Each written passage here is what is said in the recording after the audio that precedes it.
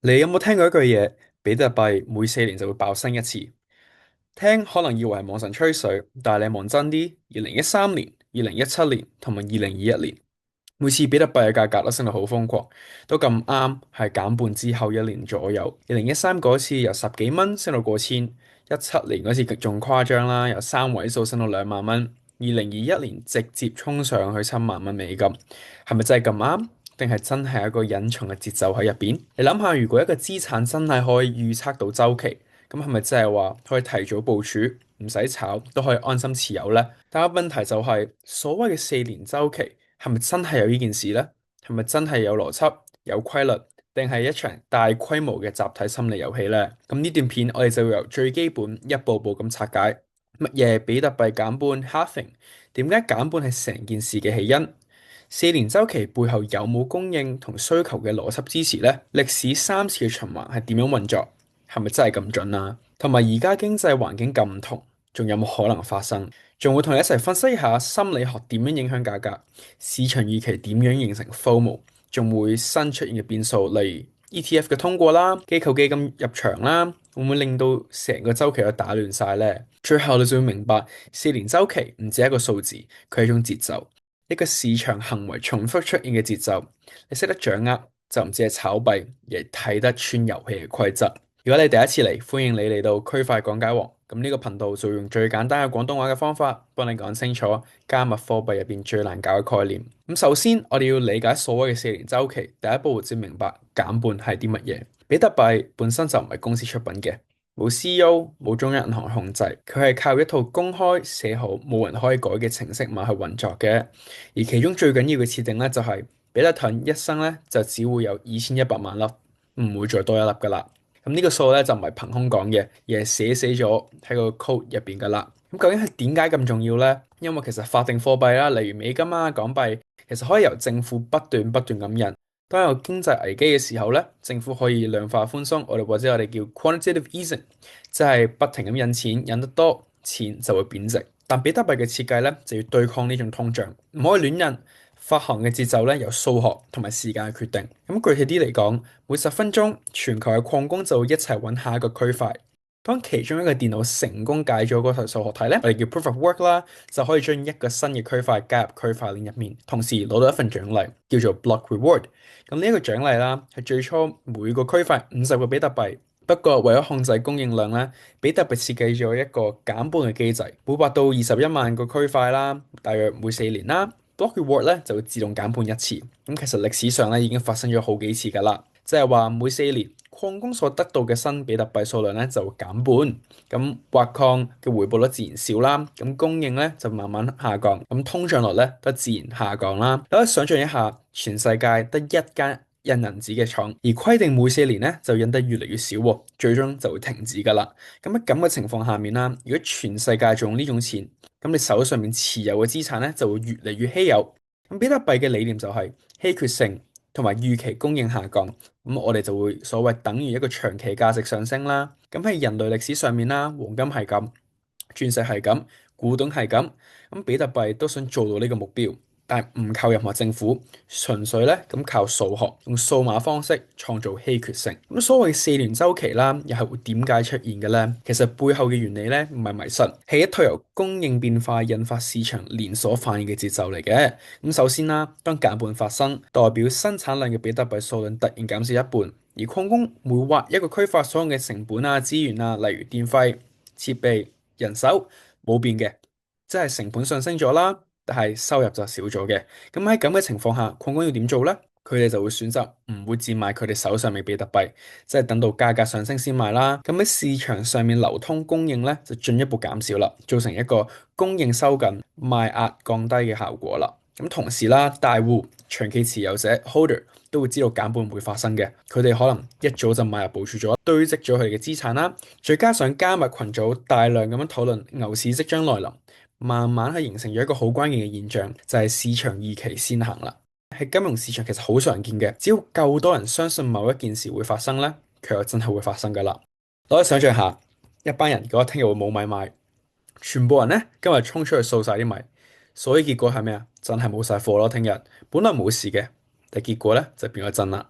比特幣嘅4年嘅循環就係咁樣，由技術設定引發嘅供應變化啦，由供應變化引發嘅預期，由預期引發嘅資金流入，由資金流入引發炒作，最後咧就形成成個牛市嘅泡沫啦。咁成個大模型大致上係咁啦。減免公半就令到供應大幅減少，礦工唔賣，所以價格就開始穩步上升，長線部署資金就入場啦。咁啲媒體啊開始報道牛市嚟緊，或者 YouTube 啊、Twitter 啊、X 全面都覆蓋住呢啲咁嘅 news。咁 FOMO 嘅心理開始出現啦，散戶又入場，朋友 WhatsApp group 咧都一定會係咁講噶啦。價格咧又爆升，又成為新聞嘅焦點，咁散戶咧就更加瘋狂咁買入場啦。最後就形成一個泡沫爆破，市場恐慌，價格急跌，最尾咧就係熊市來臨啦。咁我哋安靜1年半左右啦，直至到下一次減半。咁由減半到牛市嘅頂點啦，通常都要28個月啦。之後就會有一個12至24個月嘅熊市洗牌期，加埋中間平穩期，咁就啱啱構成一個4年嘅周期啦。所以你可以話，比特幣咧就唔係跟住個日曆升嘅，而係跟住個供應變化同埋市場預期同埋一個群體行為一次又一次疊加出嚟嘅節奏。好啦，咁講完理論啦，咁實際上歷史係咪真係發生咗啲咁嘅事呢？我哋一齊睇翻過去比特幣3次減半、牛市、熊市成個完整嘅 cycle。第一，2012嘅減半啦，減半發生喺大概2012年11月度。當時咧，比特幣嘅價格大概12蚊美金啦，減半後唔夠1年，價格即刻升到1100蚊美金左右啦，升幅接近100倍。咁嗰陣時，大眾對比特幣都係好陌生嘅，咁主要啦都有啲程式員啦、網上論壇嘅人士參加啦，唔係好多人用交易所，主流媒體咧其實都冇乜報道嘅。但正正就係因為資金少、供應收緊、細嘅資金咧，其實已經好足夠造成一個幾何級嘅上升㗎啦。第二去到2016年嘅減半啦，第二個循環減半啦，大概發生喺2016年嘅7月度，咁價格大概600蚊美金啦。咁喺2017年12月，比特幣咧就升接近大概20000蚊美金嘅，咁升幅咧就超過30倍，成為咗第一個真正被主流社會注意嘅牛市。咁有啲背景啦，嗰陣時咧加密交易所大量出現，例如 Binance 或者 Coinbase 開始興起啦，ICO 嘅熱潮咧都開始湧現，咁好多新幣嘅出現，例如 ETH、XRP 等等啦。咁媒體開始報道，電視節目出現比特幣嘅專輯，但同時出現泡沫。2018年年初咧就回落至3000蚊美金啦，咁我哋就叫做加密寒冬。第三，喺2020年嘅減半。減半喺2020年5月發生啦，當時比特幣大概9000蚊美金，咁減半後1年半喺2021年11月度啦，就升到去69000蚊美金啦，咁升幅大概7倍。雖然冇以前咁爆，但係總市值咧其實已經成為全球資產重要嘅角色噶啦。咁嗰陣時係 Covid，咁全世界疫情都引發一個資金大放水啦，咁就會刺激資產價格上升，例如 Elon Musk、MicroStrategy、Square 等等嘅唔同嘅公司進入。比特幣開始被視為企業資產配置之一，咁嗰陣時有 NFT 熱潮，ETH 同樣升到新高。但2022年因為美國加息、Luna 崩盤同埋 FTX 倒閉等等啦，就引發新一輪嘅熊市啦。咁嗰陣時比特幣回落至15000蚊美金以下。咁一個小總結就係，其實3次減半後嘅升浪咧，其實都好有節奏嘅。我哋可以見到其實由一個減半慢慢上升，傳媒開始講叫牛市到回落。到熊市就好似一個技術分析圖一樣啦，上升每次都有頂點，但係越嚟越難突破嘅。而呢個 pattern 咧就連續發生咗3次，你可以話係 coincidence，但我哋見到嘅供應機制啊、心理預期啊、媒體報道、資金流入，每一次都係一樣，所以不如話巧合，不如話係一個規律。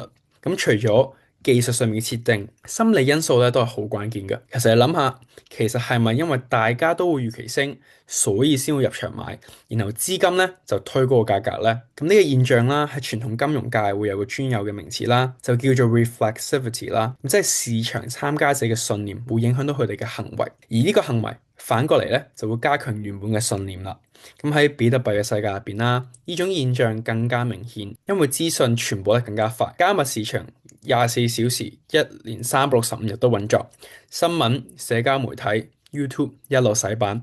我想象一下，減半發生，一堆 KOL 就衝出嚟出片就話新牛市開始啦，Twitter 同 Reddit 啦就開始出現一啲 to the moon 嘅圖，價位嘅目標。咁 Elon Musk 之前忽然 tweet 一句 Bitcoin is the future。幣價即刻升10%，咁媒體報道，散戶咧就一窩蜂咁入場啦，咁成個市咧喺幾日之內由呢個沉寂變成瘋狂，咁每一次牛市嘅出現咧都有類似嘅情況嘅。你可能以為冇邏輯，但係其實背後嘅邏輯就係情緒駕馭資金，而加密市場本身冇 circuit breaker，冇一個開休市嘅制度，所以咧當情緒爆發嘅時候啦，就冇任何嘅機制可以冷靜嘅市場嘅。所以講到底，四年循環唔止係一個程式嘅設定咁簡單，佢係一場全球幾百萬人集體心理重複觸發嘅周期性波動。一旦理解咧呢個心理節奏，就會明白點解每一次都咁似樣，點解泡沫總係會爆，但下一次又會再嚟呢？咁問題嚟啦，而家2024年嘅減半已經發生咗，咁之後仲會唔會有第四次嘅循環呢？而家嘅市場咧，其實嘅聲音都係分成兩派嘅。咁你啲支持者就話啦，減半機制其實寫死咗喺程式碼嗰度啦，從來都冇變過嘅。咁每一輪新手入場嘅人，自然都會受到呢一個影響啦。就算機構入場，佢哋咧都唔係會玩波動，而係睇重比特幣稀缺性同埋長遠嘅儲值價值。而且全球仲有好多唔同地區嘅貨幣極度不穩定，例如阿根廷啊，咁比特幣仍然有實際用途。咁所以即使市場變咗，四年嘅循環都係會存在，只係走勢未必咁 sharp 啫。咁另外一邊啦，啲懷疑者就話比特幣已經唔係以前嗰個 niche 嘅小眾玩意啦，而係逐步納入一個傳統金融體系，例如美國通過現貨 ETF。